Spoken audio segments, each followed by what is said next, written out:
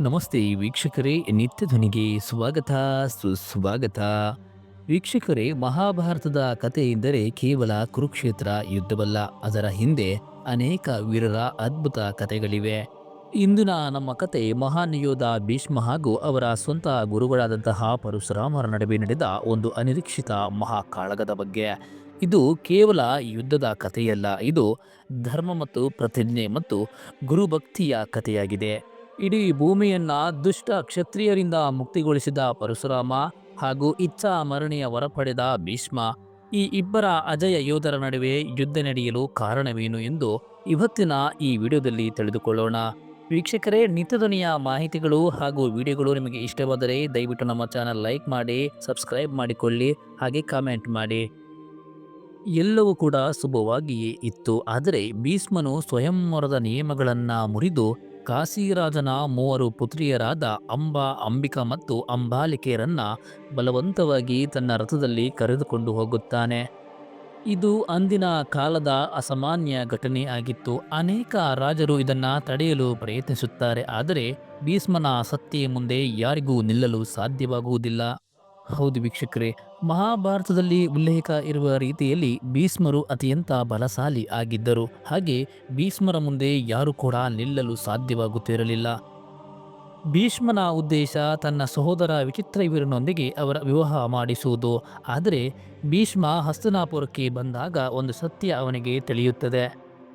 ಆ ಸತ್ಯವನ್ನ ತಿಳಿದ ಭೀಷ್ಮರು ಸ್ವತಃ ತಾವೇ ದುಃಖಿತರಾಗುತ್ತಾರೆ. ಆದರೆ ರಾಜಕುಮಾರಿ ಅಂಬಾ ಈಗಾಗಲೇ ಸಾಲ್ವನೆಂಬ ರಾಜನನ್ನ ಪ್ರೀತಿಸುತ್ತಿದ್ದಳು. ಭೀಷ್ಮನು ಧರ್ಮವನ್ನ ಗೌರವಿಸಿ ಅಂಬಾಳನ್ನ ಮರಳಿ ಕಳುಹಿಸುತ್ತಾರೆ. ಆದರೆ ಈ ಕತೆ ಇಲ್ಲಿಗೆ ಮುಗಿಯುವುದಿಲ್ಲ, ಇಲ್ಲಿಂದಲೇ ಪ್ರಾರಂಭವಾಗುತ್ತದೆ.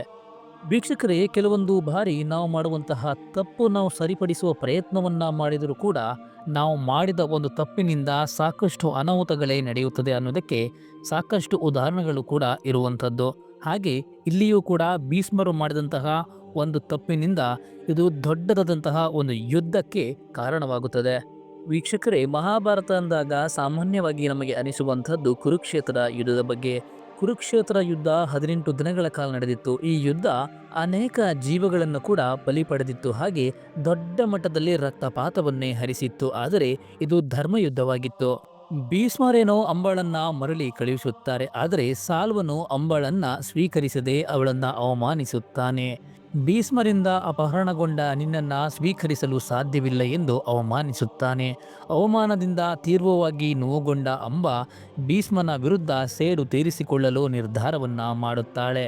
ಅವಳು ಅನೇಕ ರಾಜರ ಬಳಿ ಹೋಗಿ ನನ್ನನ್ನು ಭೀಷ್ಮನಿಂದ ರಕ್ಷಿಸಿ ನನ್ನ ಗೌರವವನ್ನು ಮರಳಿ ನೀಡಿ ಎಂದು ಬೇಡಿಕೊಳ್ಳುತ್ತಾಳೆ. ಆದರೆ ಯಾರು ಕೂಡ ಭೀಷ್ಮನೊಂದಿಗೆ ಹೋರಾಡಲು ಧೈರ್ಯ ಮಾಡುವುದಿಲ್ಲ, ಏಕೆಂದರೆ ಭೀಷ್ಮರು ಅಷ್ಟೊಂದು ಬಲಶಾಲಿ ಆಗಿದ್ದರು.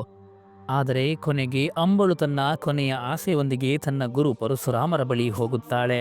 ಪರಶುರಾಮರ ಬಳಿ ಹೋಗಿ ಮೊರೆ ಇಡುತ್ತಾಳೆ. ಪರಶುರಾಮರು ಅಂಬಳ ನೋವಿಗೆ ತೀವ್ರವಾಗಿ ಕೋಪಗೊಳ್ಳುತ್ತಾರೆ. ತನ್ನ ಶಿಷ್ಯನಿಂದ ಒಬ್ಬ ರಾಜಕುಮಾರಿಗೆ ಆದ ಅನ್ಯಾಯ ಅವರಿಗೆ ಸಹಿಸಲು ಸಾಧ್ಯವಾಗುವುದಿಲ್ಲ. ಆದರೆ ಪರಶುರಾಮರು ಭೀಷ್ಮನಿಗೆ ಅಂಬಳನ್ನ ಮದುವೆ ಆಗುವಂತೆ ಒತ್ತಾಯವನ್ನ ಮಾಡುತ್ತಾರೆ. ಇಲ್ಲದಿದ್ದರೆ ನನ್ನ ಜೊತೆ ಯುದ್ಧವನ್ನ ಮಾಡು ಎಂದು ಆದೇಶವನ್ನ ನೀಡುತ್ತಾರೆ. ಆದರೆ ಭೀಷ್ಮರು ಗುರುಗಳ ಮಾತನ್ನ ಗೌರವಿಸುತ್ತಾರೆ. ಆದರೆ ಗುರುಗಳಿಗೆ ಒಂದು ಮಾಹಿತಿಯನ್ನ ನೀಡುತ್ತಾರೆ. ಗುರುಗಳೇ, ನಾನು ಬ್ರಹ್ಮಚರ್ಯದ ಪ್ರತಿಜ್ಞೆಯನ್ನ ಮಾಡಿದ್ದೇನೆ, ಹಾಗಾಗಿ ನಾನು ಮದುವೆಯಾಗಲು ಸಾಧ್ಯವಿಲ್ಲ. ಆದರೆ ನಿಮ್ಮ ಜೊತೆ ಯುದ್ಧವನ್ನ ಮಾಡುತ್ತೇನೆ ಎಂದು ಹೇಳುತ್ತಾರೆ. ಈ ಒಂದು ಯುದ್ಧವು ಇತಿಹಾಸದಲ್ಲಿ ಒಂದು ಅಸಾಮಾನ್ಯ ಯುದ್ಧವಾಗಿದೆ. ಗುರು ಮತ್ತು ಶಿಷ್ಯರ ನಡುವಿನ ಗೌರವ ಮತ್ತು ಶ್ರೇಷ್ಠತೆಯ ಹೋರಾಟ. ವೀಕ್ಷಕರೇ, 23 ದಿನಗಳ ಕಾಲ ನಿರಂತರವಾಗಿ ನಡೆದ ಈ ಯುದ್ಧದಲ್ಲಿ ಯಾರು ಗೆಲ್ಲುತ್ತಾರೆ ಎಂಬುದು ಯಾರಿಗೂ ಗೊತ್ತಿರಲಿಲ್ಲ. ಪರಶುರಾಮನು ತನ್ನ ಶಿಷ್ಯನ ಹೋರಾಟದ ನೈದ್ಯತೆ ಮತ್ತು ಪ್ರತಿಜ್ಞೆಯ ಪ್ರಾಮಾಣಿಕತೆಯನ್ನ ಕಂಡು ಆಶ್ಚರ್ಯಗೊಳ್ಳುತ್ತಾರೆ. ಕೊನೆಗೆ ದೇವತೆಗಳು ಮಧ್ಯೆ ಪ್ರವೇಶಿಸಿ ಯುದ್ಧವನ್ನ ನಿಲ್ಲಿಸುತ್ತಾರೆ. ಪರಶುರಾಮನು ಭೀಷ್ಮನ ಪ್ರತಿಜ್ಞೆಯ ಮಹತ್ವವನ್ನ ಅರ್ಥ ಮಾಡಿಕೊಳ್ಳುತ್ತಾರೆ. ಪರಶುರಾಮರು ಭೀಷ್ಮರಿಗೆ ಇಚ್ಛಾಮರಣದ ವರವನ್ನ ನೀಡಿ ಆಶೀರ್ವದಿಸುತ್ತಾರೆ. ಈ ಯುದ್ಧದಲ್ಲಿ ಯಾರು ಸೋತರು ಅಥವಾ ಯಾರು ಗೆದ್ದರು ಎಂಬುದು ಮುಖ್ಯವಲ್ಲ. ಮುಖ್ಯವಾಗಿ ಉಳಿದಿದ್ದು ಭೀಷ್ಮನು ತನ್ನ ಧರ್ಮಕ್ಕಾಗಿ ತನ್ನ ಪ್ರೀತಿಯ ಗುರುವನ್ನ ಎದುರಿಸಬೇಕಾಯಿತು.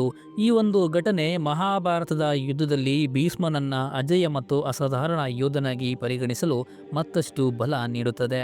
ವೀಕ್ಷಕರೇ, ಇವತ್ತಿನ ಈ ವಿಡಿಯೋದಲ್ಲಿ ನಾವು ನಿಮಗೆ ಒಂದು ಪ್ರಶ್ನೆಯನ್ನು ಕೂಡ ಕೇಳುತ್ತೇವೆ. ಭೀಷ್ಮರು ಯಾವ ರಾಜನ ಮಕ್ಕಳನ್ನ ಅಪಹರಣ ಮಾಡುತ್ತಾರೆ ಎಂದು ಕಮೆಂಟ್ ಬಾಕ್ಸ್ನಲ್ಲಿ ನೀವು ಉತ್ತರವನ್ನ ನೀಡಿ. ವೀಕ್ಷಕರೇ, ಈ ಕಥೆಯಿಂದ ನಾವು ಕಲಿಯಬೇಕಾಗಿದ್ದು ಇಷ್ಟೇ: ನಿಜವಾದ ಶಕ್ತಿ ಅನ್ನುವಂಥದ್ದು ಧರ್ಮ ಮತ್ತು ಪ್ರತಿಜ್ಞೆಗಳಿಗೆ ಬದ್ಧವಾಗಿರುವುದರಲ್ಲಿ ಇರುತ್ತದೆ. ಭೀಷ್ಮನಂತಹ ವೀರರ ಕಥೆಗಳು ನಮ್ಮ ಇತಿಹಾಸದಲ್ಲಿ ಒಂದು ಅಮೂಲ್ಯ ಭಾಗವಾಗಿದೆ. ಈ ವಿಡಿಯೋ ನಿಮಗೆ ಇಷ್ಟವಾಗಿದ್ದರೆ ಲೈಕ್ ಮಾಡಿ, ಶೇರ್ ಮಾಡಿ ಮತ್ತು ನಮ್ಮ ಚಾನಲ್ ಸಬ್ಸ್ಕ್ರೈಬ್ ಮಾಡಿಕೊಳ್ಳಿ. ಧನ್ಯವಾದಗಳು. ಜೈ ಶ್ರೀರಾಮ್.